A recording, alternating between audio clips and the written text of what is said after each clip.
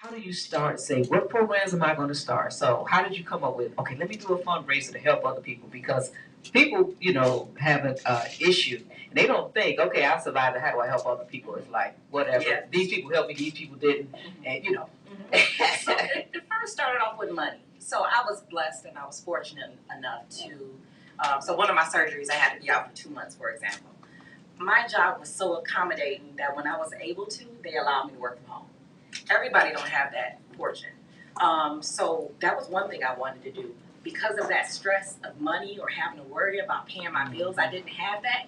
And I can imagine the toll it would take on someone who does. So I did a fundraiser. And then after that, when I fully established my Sister's Keeper, one of the first things we started with was makeup. Wow. Right. Yeah. So makeup, so I'm wearing a lot of makeup today, excuse me. It doesn't look like it, by the way. It doesn't look like it. But before my cancer journey, I was a tomboy.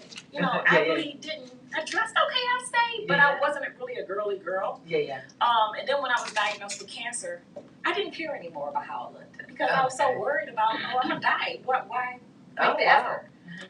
So I started looking like I was dying, and then I realized that people were looking at me and treating me because of how I looked. So I said, let me change something up. Let me do something. Wow. Start wearing wigs, start wearing makeup, dresses, heels, you name it. And nobody looked at me anymore like I had cancer.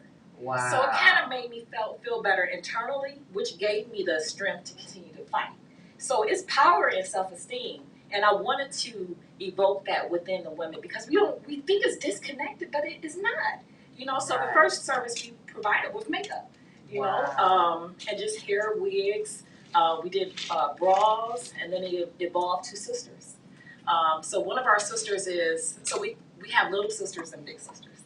Our little sisters are women who currently are in treatment. Our big sisters is someone who's going to call and check in on you. Most of them are women who have won their battle. Okay. And so they're paving the way for you to help you to answer the questions that you need answers to. Nobody wants to tell you a lot of stuff. It seems like you're diagnosed. But that's where we started, and we evolved to so many different services through the support of the community. Everyone has been impacted by cancer one way or another. Right. And then when we connect with businesses, other resources, because of that connection, they want to help. Wow. Yeah. So we've grown. We do it all. Wow. And so that is so. So what did they think? Like, I have cancer. I go to this organization for help, and they want to give me makeup.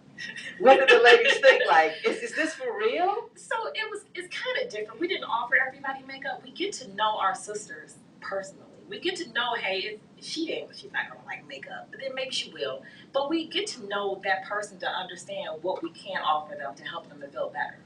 But I will tell you, the first time we offered it to someone, a lady, Patricia Smith, God rest her soul, she was battling from lung cancer.